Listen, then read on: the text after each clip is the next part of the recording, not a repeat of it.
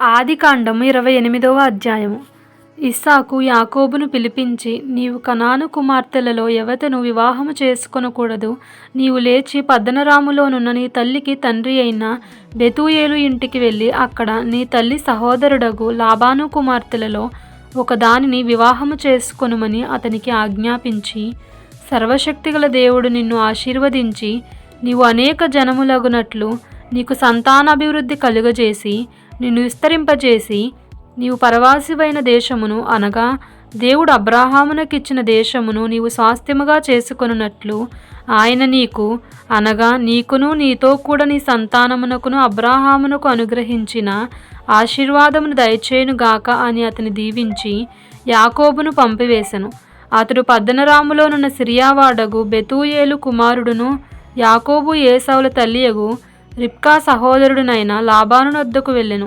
ఇస్సాకు యాకోబును దీవించి పద్దనరాములో పెండ్లి చేసుకుని వచ్చుటకే అతన్ని అక్కడికి పంపెననియు, అతని దీవించినప్పుడు నీవు కనాను దేశపు కుమార్తెలలో ఎవరినీ పెండ్లి చేసుకొనవద్దని అతనికి ఆజ్ఞాపించిననియు, యాకోబు తన తల్లిదండ్రుల మాట విని పద్దనరామునకు వెళ్ళిపోయిననియు ఏసావు తెలుసుకున్నప్పుడు, ఇదిగాక కనాను కుమార్తెలు తన తండ్రి అయిన ఇస్సాకునకు ఇష్టురాండ్రు కారని ఏసావునకు తెలిసినప్పుడు, ఏసావు ఇష్మాయేలు నొద్దకు వెళ్ళి తనకున్న భార్యలుగాక అబ్రాహాము కుమారుడైన ఇష్మాయేలు కుమార్తెయు నెబాయోతు సహోదరియునైన మహలతును కూడా పెండ్లి చేసుకొనెను. యాకోబు బెర్షెబా నుండి బయలుదేరి హారాను వైపు వెళ్ళుచు ఒక చోట చేరి ప్రొద్దుగుంకినందున అక్కడ ఆ రాత్రి నిలిచిపోయి ఆ చోటి రాళ్లలో ఒకటి తీసుకొని తనకు తలగడగా చేసుకొని అక్కడ పండుకొనెను. అప్పుడు అతడు ఒక కల కనెను. అందులో ఒక నిచ్చెన భూమి మీద నిలుపబడి ఉండెను. దాని కొన ఆకాశమునంటెను. దాని మీద దేవుని దూతలు ఎక్కుచూ దిగుచూ నుండిరి.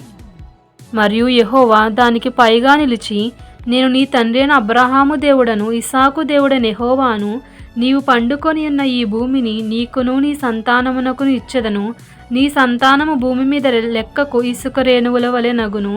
నీవు పడమటి తట్టును తూర్పు తట్టును ఉత్తరపు తట్టును దక్షిణపు తట్టును వ్యాపించదవు.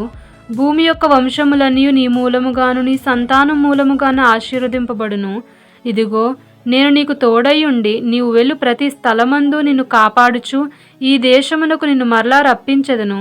నేను నీతో చెప్పినది నెరవేర్చు వరకు నిన్ను విడువనని చెప్పగా, యాకోబు నిద్ర తెలిసి నిశ్చయముగా యెహోవా ఈ స్థలమందున్నాడు, అది నాకు తెలియకపోయిననుకొని భయపడి, ఈ స్థలము ఎంతో భయంకరము, ఇది దేవుని మందిరమే గాని వేరొకటి కాదు, పరలోకపు గవిని ఇదే అనుకొనెను. తెల్లవారినప్పుడు యాకోబు లేచి తాను తలగడగా చేసుకొనిన రాయి తీసి దానిని స్తంభముగా నిలిపి దాని కొన మీద నూనె పూసెను. మరియు అతడు ఆ స్థలమునకు బేతేలను పేరు పెట్టెను. అయితే మొదట ఆ ఊరి పేరు లూజు. అప్పుడు యాకోబు, నేను తిరిగి నా తండ్రి ఇంటికి క్షేమముగా వచ్చినట్లు దేవుడు నాకు తోడై ఉండి నేను వెళ్ళుచున్న ఈ మార్గములో నన్ను కాపాడి తినుటకు ఆహారమును ధరించుకొనుటకు వస్త్రములను నాకు దయచేసిన ఎడల యెహోవా నాకు దేవుడై ఉండును. మరియు స్తంభముగా నేను నిలిపిన ఈ రాయి దేవుని మందిరమగును. మరియు నీవు నాకిచ్చు యావత్తులో 10వ వంతు నిశ్చయముగా నీకు చెల్లించదనని మొరొక్కుకొనెను.